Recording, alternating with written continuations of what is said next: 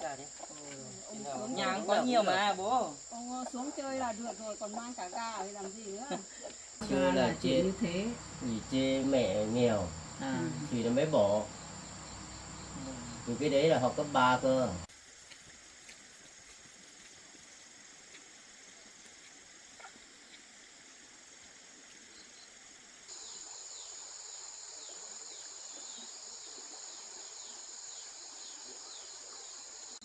Ăn sáng xong con ở nhà nhá, ở nhà học chữ viết chữ xong tập viết thôi. Viết chữ cái sổ sách này. Đừng đi làm nữa, mẹ nói là nghe. Hôm nay mẹ với chồng con làm nốt cho xong. Ăn một tí thôi. Tôn đấy nặng nữa, con đừng đi, nếu mà có đi thì đi đứng ở đấy xem thôi nhá. Mẹ nói nghe không làm cái gì nữa.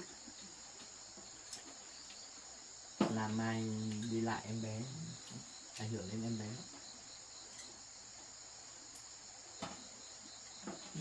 Cơm nếp là tối qua mẹ xôi.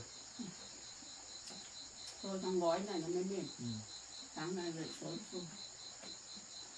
Không trứng.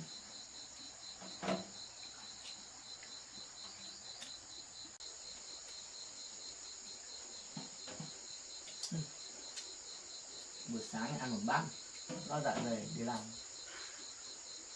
Mẹ chiều nay các con đi xe đêm đấy. Con đi đó. Vâng. Thì sếp cũng bảo là ngày mai đi làm việc sớm nên là con phải chiều anh làm xong là buổi sáng anh làm xong chiều có việc gì thì con hộ làm xong là chiều tối là con đi bắt xe. 4 ngày 5 ngày rồi con. Vâng, con về được 3 ngày đấy. 3 ngày 4 ngày.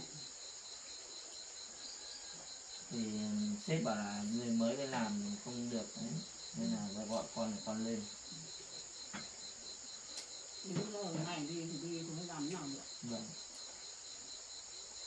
Em ở nhà không đi làm việc nặng này kia nữa. Nhớ uống thuốc bổ anh nhé. Bác sĩ cho uống như nào uống. Mình cứ xe cái hóa đơn thuốc uống. Xong anh đi hộ mẹ làm nốt cái chuồng gà xong chiều anh lại đi rồi. Nên ở nhà mẹ nếu mà thấy bố đẻ con là xuống ấy thì cứ nói bảo là tổ chức đám cưới cho con thì mẹ cũng không đồng ý đâu nhé. Vì cái đấy là ngày xưa bố đẻ đã bỏ con từ lúc con còn nhỏ rồi, nên là bây giờ bố đẻ cũng không có quyền để mà tổ chức đám cưới cho con. Còn tổ chức đám cưới cho con mới là bố dượng với mẹ để của con thế nào được ngày thì mới làm, còn không được thì cứ để đấy sang năm lúc nào con chuyển công tác về gần lúc đấy là đám cưới xong. Cái chuyện đấy cứ từ từ đi con ạ. Bởi vì đám cưới cũng không quan trọng lắm đâu, bởi vì hai vợ chồng con pháp luật cũng đã công nhận là vợ chồng rồi. Giờ đám cưới kể cả làm thì làm, không làm thì thôi, kể cả sau này mình khác tổ chức mấy mâm cũng được. Mà cái chuyện đấy kể cả bố đẻ con xuống bảo làm đám cưới con không ở nhà làm sao mẹ dám quyết được. Hôm vừa rồi ấy, bố sang đây ấy, chưa chắc bên kia đã biết như thế nào. Nếu mà biết chưa chắc vợ của bố ấy chưa chắc đã cho sang đây. Vì thấy bố nói cũng bảo là ngày trước bên nội bên bà nội ấy, bên ông nội bên của bố ấy hiện tại ấy, còn cấm mà là từ đấy lúc đấy bỏ mẹ con đấy, con còn từ đấy còn chưa đến giờ con lớn từ ngày tuổi bây giờ mới về tìm con. Mình còn chắc phải có vấn đề gì mẹ. Chưa biết mặt mũi của ông bà nội của con như thế nào mà bây giờ bố con đến đây nói cái chuyện đấy mẹ cũng không tin được, kể cả bố con một mình làm sao quyết được. Một khi đã quyết được thì ngày xưa không bỏ con rồi. Mà mẹ nghĩ nhiều lắm con ạ. Bởi vì từ hôm bố đẻ con sang đây ấy, cũng không thấy hỏi han gì mà chưa chắc bố đẻ con đã biết, vợ con không nói được. Mẹ nghĩ vẫn lo cái chuyện đấy. Vâng. Nếu mà nghĩ chuyện đấy người ta chưa chắc người ta đã đồng ý. Với lại nhiều người hôm qua con ngoài nhiều người cũng gặp bây giờ thấy con đi ăn học xong là bố dựa nuôi con ăn học có công ăn việc làm rồi thì giờ bố đẻ mới về tìm. Nhiều người cũng nói bảo là bây giờ kể cả người ngoài người ta không nói thế mà mình cũng vẫn suy nghĩ như thế. Theo mẹ cũng vẫn suy nghĩ như thế. Bởi vì bây giờ mẹ không muốn vợ con này tổn thương thêm một lần nữa. Bởi vì tí gia đình bên đấy người ta biết con lấy một người vợ không nói được. Hai vợ chồng con đã gian nan bao nhiêu mới đến được đến ngày hôm nay. Bây giờ lại xuất hiện thêm bố đẻ của con tí người ta lại trách một lần nữa, lại làm tổn thương vợ con một lần. Mẹ không muốn cái chuyện đấy xảy ra, cứ từ từ đấy. ăn nước ăn như thế.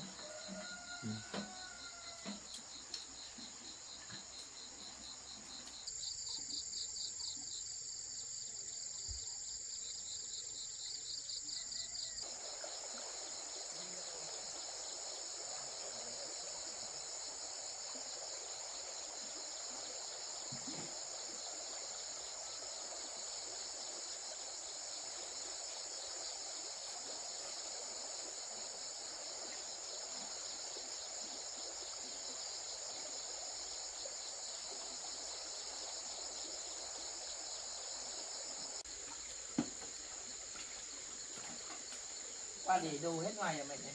Đồ để ngoài hết. Em rửa bát xong ngồi nhà tí viết chữ và viết chữ đọc sách ở nhà nhé. Anh đi lấy mẹ đi làm mới cho xong. Con ở nhà nhá.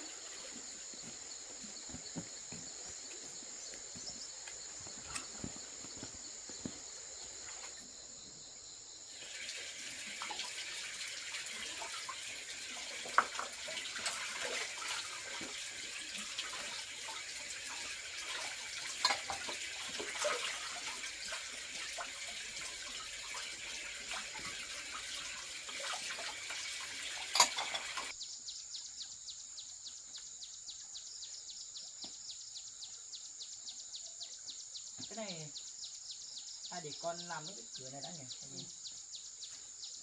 Bán cái cửa này không tí cái kia lại không vào được.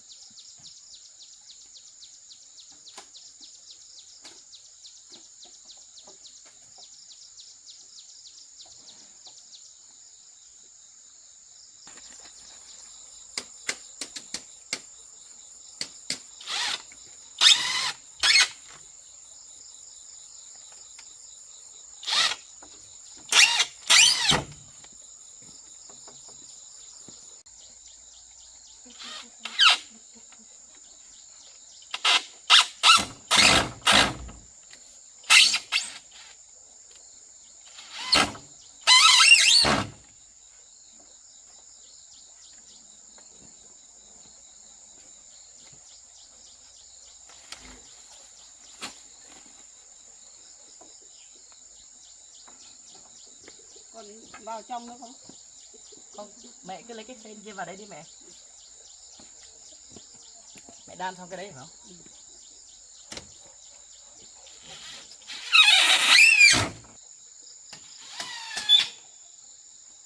Nhớ được không mẹ? Được.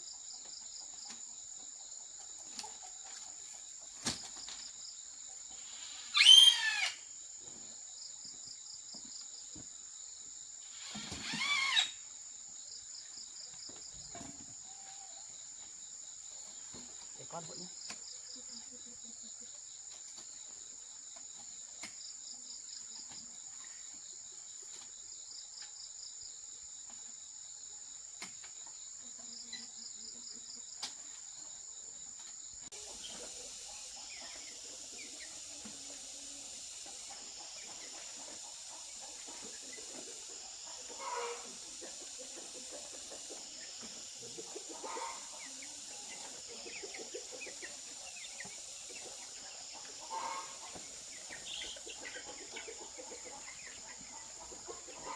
Lập xong mới bịt cái này này.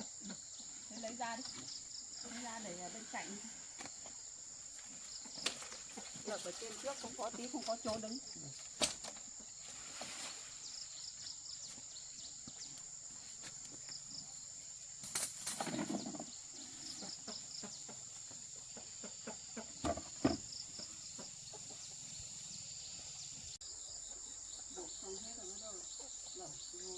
Anh bảo không về đây nữa.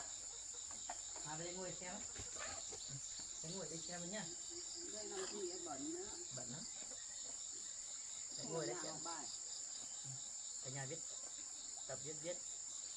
Ra kia ngồi thì anh với mẹ. Mẹ hộ con. Anh ra kia ngồi.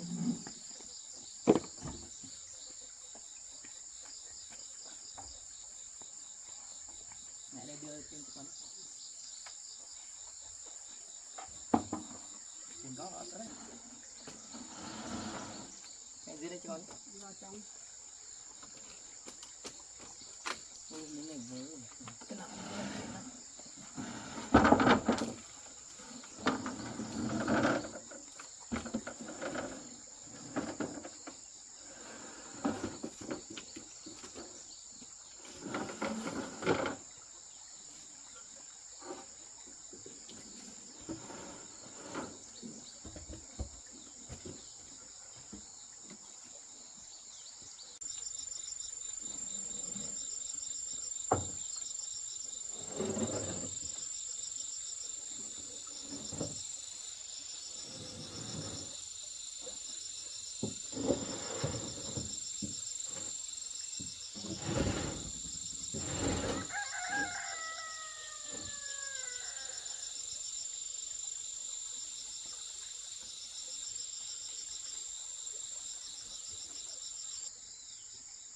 cái này con nghĩ chắc không dùng đinh nên không đóng này Chắc không cần.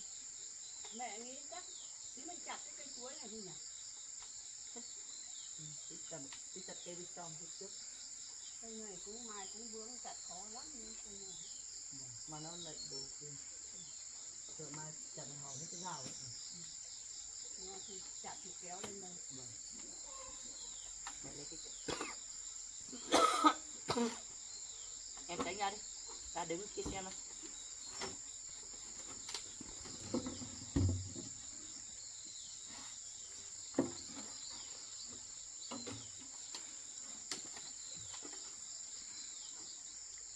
cái này mà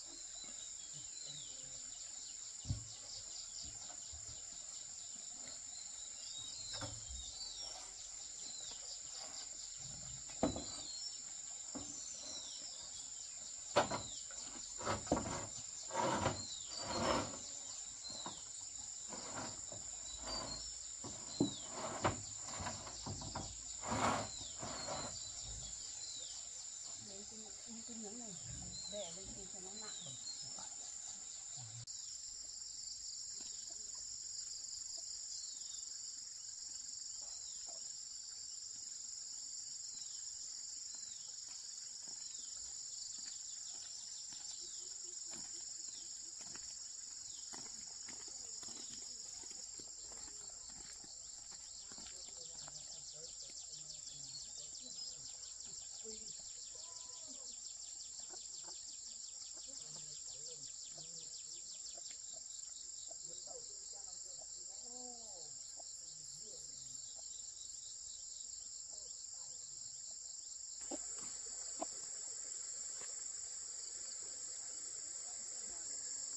Không biết con này con trai tôi đi làm chưa?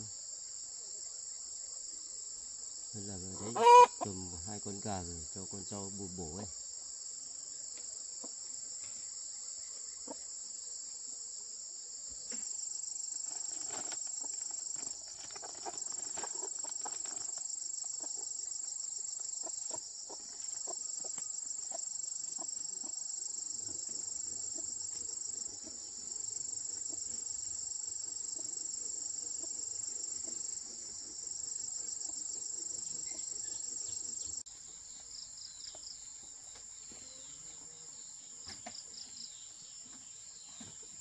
em ngồi kia đi không phải làm đâu anh nói anh nghe đi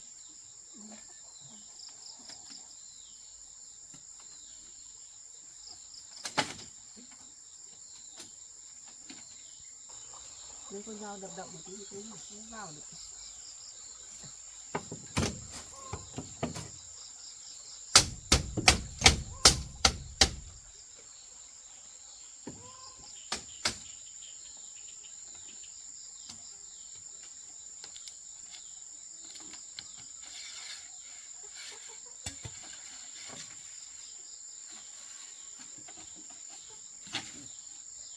Mẹ lên đây trên.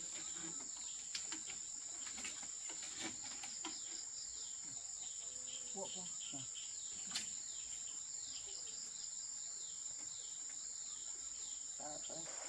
Con Thành ơi, con ơi, mở cửa cho bố.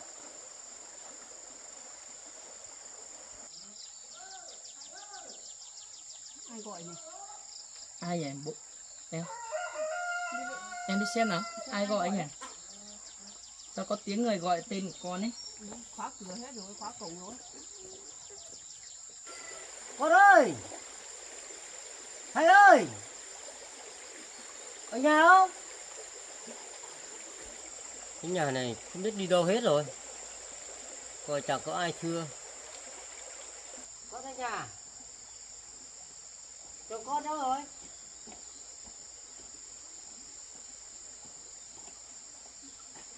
Làm chồng gà. Thế con đi gọi chồng con với mẹ về đi.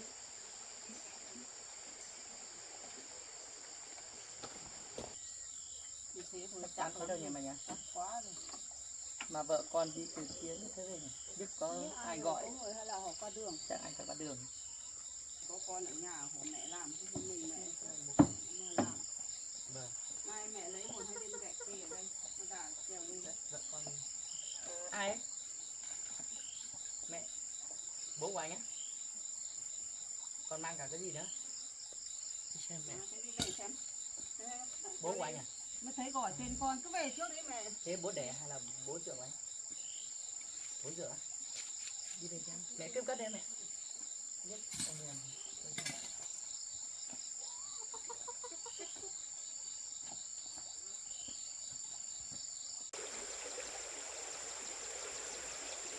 Bố, con đang làm gì đấy? Con làm chân gà. Bố mình xuống đây là? Nhà bà sao? Bố mang gà xuống làm gì? Gà hôm nọ con là con ra có em bé thì bố mang gà xuống cho bố. Gà đi. Nhà cũng có nhiều mà bố. Ông xuống chơi là được rồi, còn mang cả gà thì làm gì nữa. Này bố, mẹ không xuống hả bố? Mẹ không có, hôm nay mẹ. Bà đi đâu? Bà hôm nay ở nhà. Thế sao không bảo cả mẹ xuống chơi? Mẹ nó bảo đường trơn quá không về được. À thế bố để xe trên kia. Để trên đỉnh kia. À, Con lấy đi nhốt đi. vâng. Bố ở nhà uống nước đi. Vâng. Em đưa bố vào cho. Anh rửa chân tay đấy.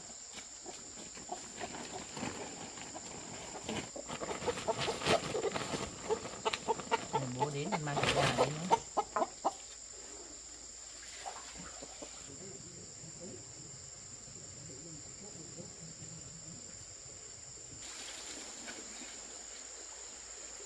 Thế con bảo đi làm chưa đi à? Chiều nay bố ạ. Vâng, ngày mai con phải đi làm rồi nên tối nay con đi bắt xe đêm.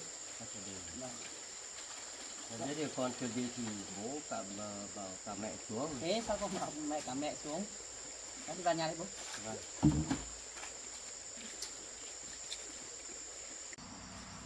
Nhà ngồi bố. Nhà đây bố.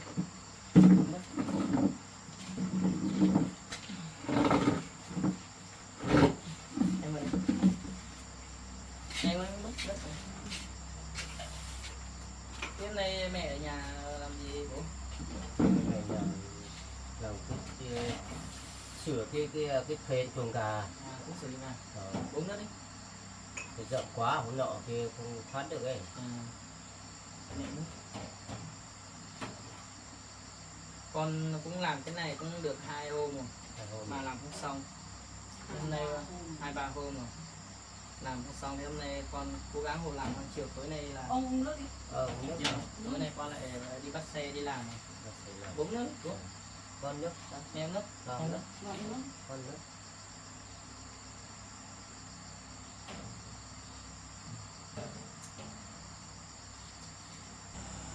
Đấy bà, hôm nọ thấy con trai kể sao là con dâu có bầu, thế là hôm nay tôi sắp xếp thời gian xuống, xong là lấy 2 con gà. Đấy. Ông xuống chơi là được rồi, cần gì phải mang gà, nhà cũng Nhà có gà nhiều mà bố. Nhà biết có gà nhiều nhưng mà bố mang bảo cả xuống. bà xuống chơi. Hôm nay đường trơn quá, nếu không đường không trơn thì bà cũng xuống, nhưng mà đường trơn quá. Vâng, trời nó âm u kiểu này là Đây đường có lúc mưa lúc nắng, ở đây cũng thế. Đúng rồi. Con ạ, thế hôm nọ thấy bố để của con vào đây không? có mà. Vào thì ông cứ bắt là con nhận ở đây bố đẻ, nhưng mà về sau thì con cũng thấy mẹ với bố đã nói như thế thì con cũng nhận đấy là bố đẻ con. Thì ông cũng kể bảo là ngày xưa gia đình bên bố đẻ con ấy cũng bảo bên nội hiện tại bây giờ ấy cũng bảo là ngày xưa cấm không cho bố lấy mẹ hiện tại bây giờ. Thì bây giờ ông cũng bảo là mấy hôm nữa lấy ô tô lên đón con, hai vợ chồng xuống đấy chơi. Thế. Nhưng mà con bảo cái chuyện đấy cứ từ từ đã, chứ bây giờ cứ đùng một cái đến đây là bảo con xuống đấy chơi thì con không đi đâu nữa. Đúng rồi, con ạ. Thế bây giờ ngày xưa nó bỏ mẹ của con, sau là bây giờ nó biết con có công ăn việc làm thì nó mới vào đây thôi con ạ. Mà Đừng có nghe nó. thì con cũng nghĩ như vậy. Con cũng nghĩ tại sao mà con từ lúc con bảo là bỏ rơi con từ lúc 2 tuổi đến con năm nay hơn 30 tuổi mới thấy đến đây thăm con, thì con cũng bảo tại sao có lý do gì mà bỏ con đến bằng đấy tuổi mà bây giờ vẫn không thấy về thăm con lần nào mà bây giờ mới về. Đấy, thì con phải giác nhá. Cái này nó thì vừa rồi. Đấy. Ông cũng vào đây xong ông cũng nói bảo là mấy ngày ông lên đón cả hai vợ chồng xuống đấy chơi, xong là ông còn nói bảo là ông muốn tổ chức đám cưới cho hai đứa để bù đắp cái chuyện ngày xưa ông bỏ rơi các con, bây giờ ông muốn bù đắp lại. Mà nói thế thôi nhưng mà cả Thành cả tôi cũng vẫn chưa nhất trí đâu. Ông kia nói như thế à? Ông nói như thế thật Đúng mà hôm đấy có cả con cả mẹ cả vợ con cũng ngồi đây, ông kia nói thế mà cả bố. Thế tôi muốn lật cả bố ấy. Thế này không được. Vâng. Bà. Mà lúc nãy ông nói như thế xong tôi cũng trả lời luôn như thế, mà bảo là cái chuyện đấy cứ từ từ đã, bởi vì ông bà tuy ông là bố dượng thôi nhưng mà ông cũng có con nuôi từ bé, tôi bảo cũng từ từ hỏi ý kiến ông đã. Cái đấy là cưới hay không cưới cũng không quan trọng đâu, vợ chồng con cũng có pháp luật công nhận rồi. Tôi cũng nói rõ ràng với ông như thế xong cũng không thấy ông nói gì. Nói gì nhỉ? Ừ. Con ạ. Dạ. Cái bố để của con nói chuyện như thế thì con không thấy điện cho bố. Thì ông ta hôm qua vừa mới về mà về thì con cũng nghĩ là thôi chuyện này con cũng chẳng muốn nhắc đến làm gì. Ông ta chỉ là nói là mấy hôm đợt này ông về xong là đưa cả vợ bố đẻ con ấy, bảo về đây đưa cả xe về taxi để đón vợ chồng con xuống đấy chơi. Nhưng mà con cũng bảo là từ từ đã, con cũng chưa biết đâu, vì đợt này con lại đi công tác tầm 1-2 tuần con mới về. Thế thì ông ta cũng chỉ nói thế nhưng mà con cũng đã nhận lời đi đâu mà. Thế không nhận lời là tốt rồi. Thế con ạ, thì chuẩn bị sang tháng thì bố tổ chức đám cưới cho hai đứa và thầy đại. Thế nhưng mà cái ông vấn đề của con về nó lại nói thế lại rắc rối cái chuyện của ông.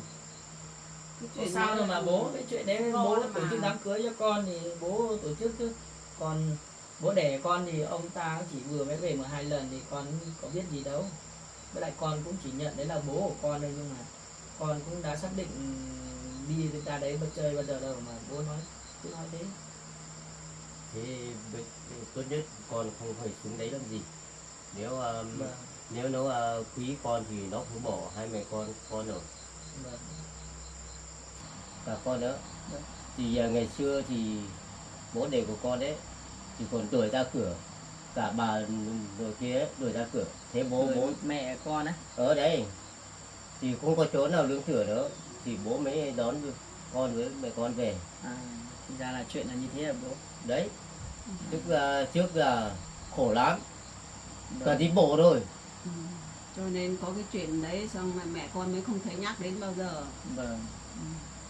Ừ. Thế thì ông ta chắc bây giờ thấy nghe nói bảo là bây giờ bố đẻ con đến bảo là có điều kiện lắm, có cả máy cuốc này, ô tô này, mọi thứ, bảo là chắc nhà cũng có điều kiện. Nhưng đấy thì bảo là ông cũng là hẹn mấy hôm lên đón con, nhưng mà con bảo con không xuống đâu, con vì con cũng bận việc nên là con cũng chả bây giờ con xuống em gì cả bố ạ.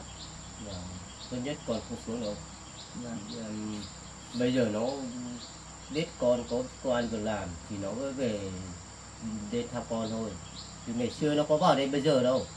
Vâng. Bây giờ con được hơn 30 tuổi rồi, nó bây giờ mới vào bà. Thế bố nói thế thì cũng đúng thôi mẹ ạ.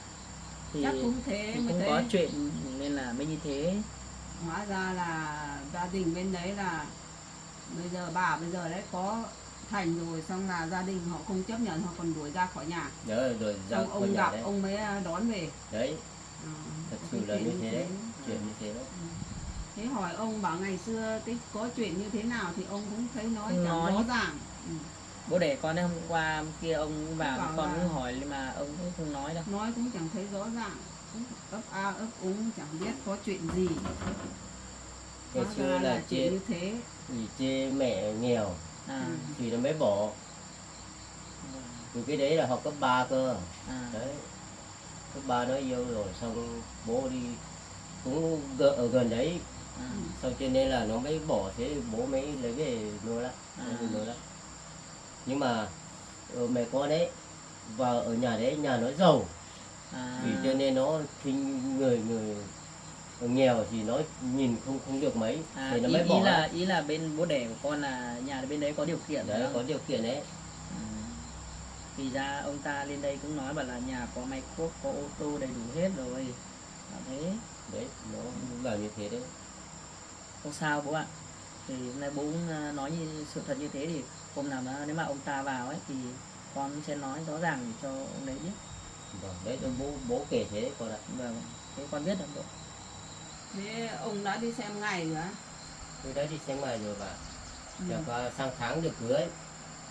Thế không biết nếu nhà bà bên này là kia ngày nào, thì bây giờ hôm nay xuống rõ xem cái kia ngày nào mới trừ ngày đấy. Không thì tí nó lại không được ngày ấy, thì mình cái ngày kia của bên này đấy. Bố ạ, thì bố bây giờ cũng bảo là chuẩn bị đám cưới cho con với cả mẹ nữa. Thì con cũng đang đi công tác cái này, thì bố đi xem mà được ngày ấy, bố phải báo trước con 1 tháng để con còn sắp xếp lịch để cho báo cho sếp, rồi sếp ấy tìm người thay thế vị trí của con để con mới nghỉ được. Con nghỉ ít nhất cũng chỉ được 10 ngày thôi. Đấy là công ty của nhà nước nên là người ta chỉ cho phép mình nghỉ cưới là 10 ngày là nhiều lắm nhất rồi bố ạ.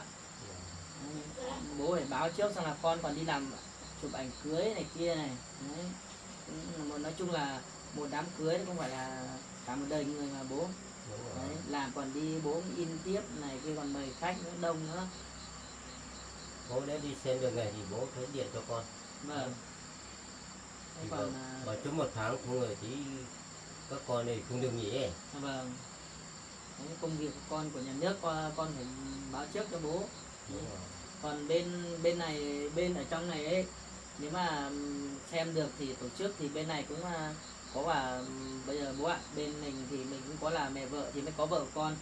Đấy, nên là mình cũng phải tổ chức bên này tầm, bên này ở trong này cũng làm tầm chục mâm gì đấy. Đấy. Vâng. Ý bà như thế nào? Tôi cũng nghe theo các con thôi ông ạ. Nếu mà ông ý tôi cho ngày ông, xong là đi xem, nếu mà được ngày thì tổ chức thôi. Bây giờ con gái cũng có bầu rồi, càng ngày cái bụng nó càng to lên thì cũng muốn tổ chức đám cưới cho làng xóm người ta biết. Ý người ta bảo họ không thấy tổ chức đám cưới mà tự nhiên con gái lại bụng to lên, họ lại nói này nói kia. Đấy, đúng rồi. Không hay.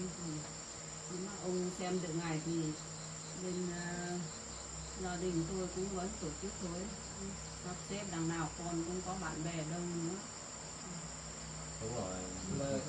Thế mà được ngày ấy thì con cũng tổ chức cưới, để cưới con cũng mời khách đi ăn ở nhà mình kia thôi. Đấy, còn bên này thì con cũng mời tầm vài mâm để ngồi gọi là ở đây có cái đám cưới thôi. Nhưng Còn mà bên mình mới là chính, đúng không ạ? Đúng rồi. Nếu mà làm thì cũng phải làm tầm 100 mâm thì đấy, Nhưng bạn bè mà đông nữa. tiếc hôm nay bà lại không xuống đây thì tôi cũng muốn nói cái chuyện thế này, kể cả cưới thì cưới nhưng mà bên ông cũng có gọi là người bố người mẹ có trách nhiệm tổ chức đám cưới cho hai đứa, nhưng mà cưới xong vẫn cho hai đứa ở đây thôi ông ạ. Cưới xong hai đứa ở đây cũng được, chẳng qua khi nào bố mẹ già hết rồi thì vào trong kia, khi nào nó muốn sinh em bé thì vào trong đấy. Con nói chung Ở thì đây cũng sinh, gần suối quá. vâng, sinh ở đây cũng được bố ạ, nói chung là ở đâu cũng được thôi. Bên này thì cũng có mẹ vợ con chăm sóc thôi, còn về nhà thì cũng có mẹ chăm sóc thôi. Đúng rồi. Đấy, sinh bên nào thì cũng được thôi, còn ở đây thì còn trang trại của con nữa, với lại lợn cũng đang đẻ nữa bố ạ, nên là tôi nếu mà sau này sinh thì cứ sinh ở đây cho... Muốn nói trước cái chuyện đấy cho ông biết đây, không có thì ông lại bảo tổ chức đám cưới xong lại ông lại muốn đưa cả hai vợ chồng đi vào trong đấy ở, thì cái chuyện đấy tôi nghĩ là họ ở đây quen rồi, cho nó ở đây đi. Vâng, cái đó ở đây cũng được, thì còn trang trại nữa, lợn nữa. Bà, chính hôm nay tôi cũng hai vợ chồng xuống, nhưng mà đường hơi trơn thì tôi cũng xuống đây. Thì tôi muốn hỏi bà này, cái tiền sinh lễ thì bà lấy bao nhiêu? Cái chuyện xính lễ đấy là tôi cũng không biết nói đâu ông ạ, vì gia đình ông sắp xếp bao nhiêu thì sắp xếp thôi. Chuyện đấy tôi cũng khó nói lắm. Thế bà, thì bà dùng bao nhiêu thì tôi thì sắp xếp được xuống bà. Bố ạ, để con nói này, cái chuyện tiền của sinh lễ ấy, thì cái đấy thì bây giờ vợ chồng con cũng đã lấy nhau rồi, thì bây giờ cũng có em bé rồi đấy, nên là bố cứ chuẩn bị sắp xếp 15 triệu hoặc là 10 triệu chẳng hạn, thế là được rồi, vì mình ở đây vì phong tục tập quán nó chỉ tầm thế thôi. Thế cũng không ai lấy nhiều, cũng không ai lấy ít đúng không ạ? Đấy. Thế cũng được. Vâng. Bà, thế con nói thế có được không? Thì nếu không được thì bà để cho một ý kiến nữa.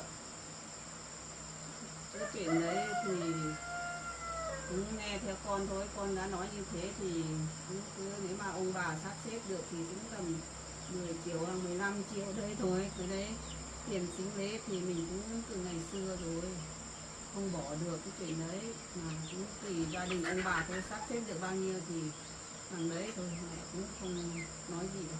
Vâng. Bố ạ, cái tiền sinh lễ mình sắp xếp thì tầm khoảng 10 triệu 15 triệu, thì về thì mẹ lại mua một dây chuyền hoặc là một đôi hoa tai để cho vợ đeo để ngày đám cưới thì cũng hết số tiền đấy bố ạ. Đúng rồi, còn may cũng không đủ ấy. Phong tục tập quán là như thế. Nếu bà đã nói như thế thì tôi cảm ơn bà. Thì điện được thì tí về nhà tôi bảo bà thì tí chiều đi xem luôn. Thì nếu được ngày thì điện cho con, mà đấy như thế này nó bảo trong một tháng này còn mở cưới riêng nữa. Thì nó sợ không kịp, nếu ở xem nếu được ngày gần quá ấy, thì lúc đấy gọi điện xuống với bà. Không cần xuống mà cứ gọi điện cho con là được. Đấy, cái ngày cưới là mình quan trọng nhất bố ạ. Cả một đời người mình cưới mới còn đi chụp ảnh cưới này, mời khách đến này. Giờ này mình cưới cuối cùng ấy, bố phải mời hết khách tầm 100 mâm nữa bố ạ. Đấy, Vâng. người ta nợ cùng người mình đi gọi hết. Vâng. Mà nếu mà xem ngày ông xem ký vào, ngày cưới quan trọng lắm ông ạ. Đúng rồi. Ký không có tí lại không được, không cưới xong sau này nó lại thế này thế kia thì lại lúc đấy mình hối hận lại muộn rồi. Đúng rồi, phải xem ký ngày ấy. Thế con đi lấy bút về cho bố viết ngày tháng là sinh, Vâng. ngày kiêng ngày chứ. Em để bút ở đâu đi lấy về cho bố. Đi lấy về viết đi, quan trọng là ngày tháng năm sinh của hai vợ chồng này với bố mẹ đẻ của bây giờ, bố mẹ đẻ của Yên Chi bên này thôi, cũng không xem nhiều đâu. Vâng. Vậy xem bên bố nữa là được. Đây. Vâng. Thế bà, một hai ngày xong là cả con dâu nữa với con nữa đi lên nhà ông ăn một bữa cơm, thì cũng lâu cũng không, bà cũng không vào trong đến ông. Vâng, cái chuyện Đấy, đấy để con đi làm, nếu mà lên thì mẹ với vợ con chịu lên đi chơi. chuyện đấy cứ từ từ đã ông ạ. Mình đã là người một nhà thì trước sau mình cũng đến với nhau thì không cần đâu. Bây giờ không đi trước cũng đi sau để hôm nào đó có thời gian để con về. Nếu mà bố đi xem ngày ấy, bố phải xem cẩn thận kỹ vào nha, chứ mình không phải là cứ được ngày là mình làm đâu. Đấy, cả một đời người là mình quan trọng nhất là cái chỗ là ngày cưới, đám cưới của mình ấy bố ạ. Nói là bố xem cho con biết. Vâng. Lớn rồi. Em ơi chưa được à? Đấy con này. Ra để em biết. Con cứ biết là hai vợ chồng con đi ngày tháng năm sinh bao nhiêu ở đấy. Con viết cái tờ giấy đây nhé. Vâng.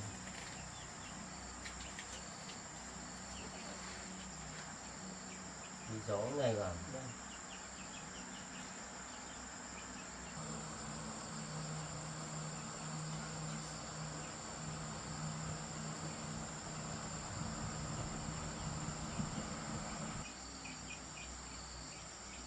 Đấy, mẹ xem đúng cho mẹ. Cáo ngày tháng của mẹ con ghi hết rồi. Đúng không? Đây, bố cầm về xong là đi cho thầy xem. Cứ cất cẩn thận ấy, tí về đi cho thầy xem thì lấy cái này cho họ xem. Cái này ghi cả bố mẹ nữa. Ký về bố hết ký để ghi vào đấy. Vâng, Ngày kia bên bố kia bố có biết rồi. vâng, vâng, Hay là dùng được không dùng được bố có biết. vâng, Và quan trọng bà bên này thôi. vâng. Đấy con gà kia bố mang về kia xong con làm thì thế nào thì làm, nhưng mà đấy về thì nói cháo ăn như thế nào để cho vợ ăn bồn bổ con ạ. Vâng, con cảm ơn bố ạ. Bố bây giờ còn sớm, thế là bố về tí bố khả năng đi ra ngoài kia xem ngày luôn. Bố xem ngày cưới luôn á. Ở đấy Ở giờ sớm đi được. Ở đây ăn cơm xong về cũng được. chắc về thôi bà, bây giờ còn sớm. Ăn cơm đấy em về bố. Bố không ăn cơm nữa, về thôi. Bây giờ còn sớm, nếu muộn muộn thì ăn cơm đấy, nhưng mà bây giờ còn sớm. Vâng, vâng. Bố uống nước rồi bố. Mẹ nước. Ba uống nước, không ăn nước, không ăn nước.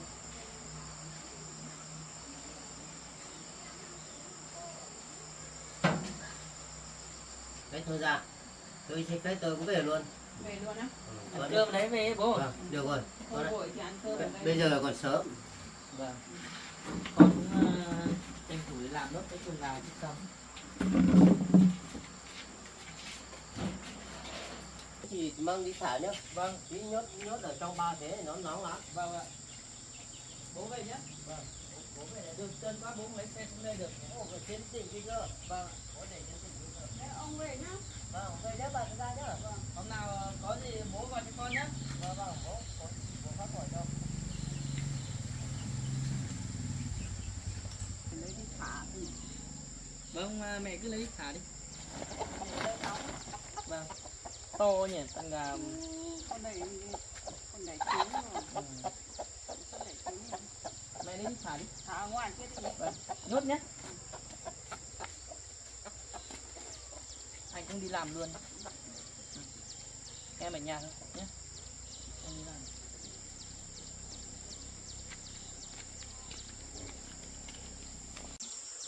Cái ông này nó vào đây nó còn bảo muốn tổ chức đám cưới chứ. Thì tôi hôm nay tôi về thì tôi xem ngày trước đã.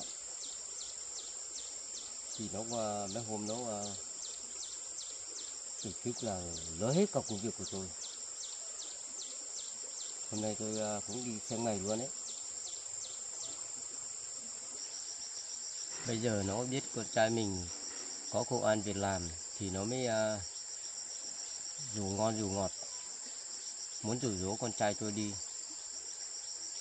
Nếu sau này nó còn lên nữa, tôi còn lâu cho nó vào nhà nhá.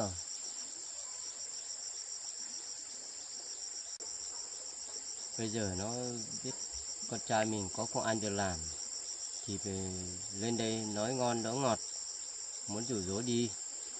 Mà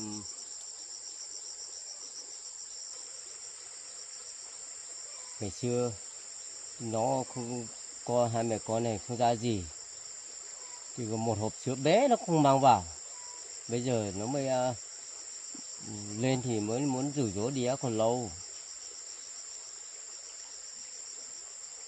Hôm đấy thấy con trai nó thấy tôi bực hết cả mình. Thì tôi về cái sương này đó, bực hết cả mình cơ.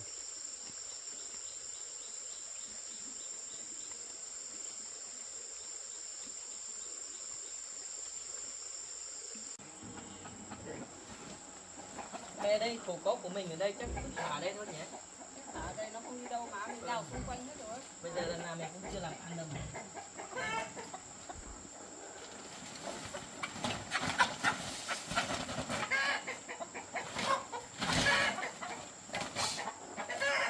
Ui, to rồi đấy.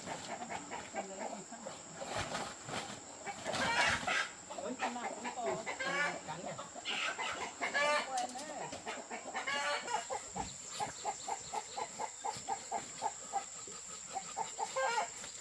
Vừa thả ra nó không quen nữa.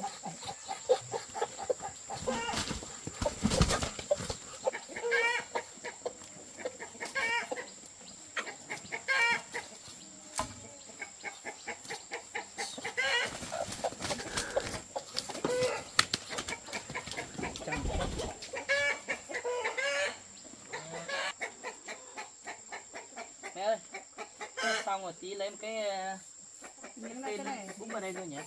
không biết đan hay là có tấm ván nào ở trong không nhỉ? Tí lấy ván thôi mẹ.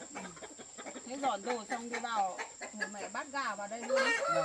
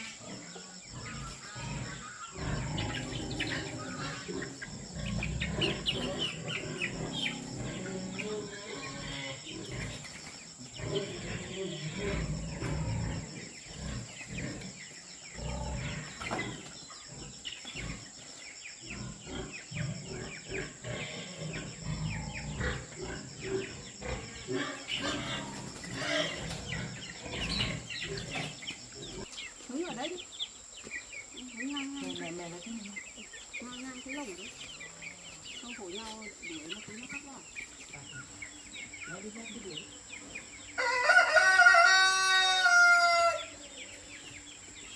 Nó vào cái gì?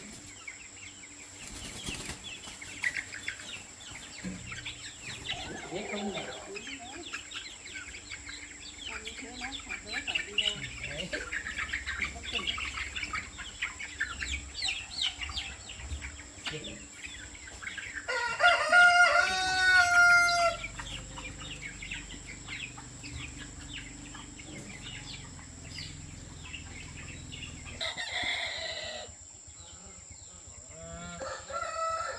Mấy con sống ngoài đấy. Vâng, bên nhà cái vẫn còn ở đây còn vào đấy.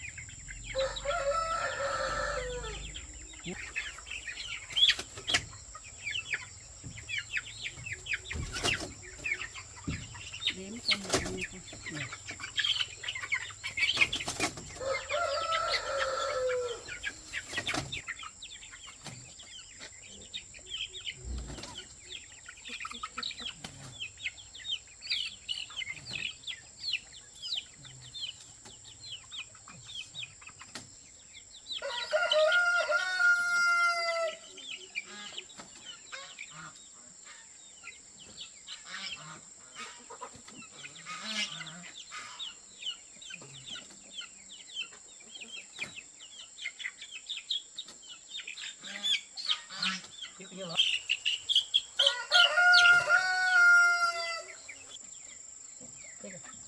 hai con có một con ở ngoài mà. Thế bây giờ thả lên nó khô xong Ở đây tối chiều tối mẹ lấy bóng này thắp ở đây mẹ ạ. Treo ở đây này. ở ngoài vẫn còn để khi nào bắt được là cho vào. Vâng rồi đi về đi.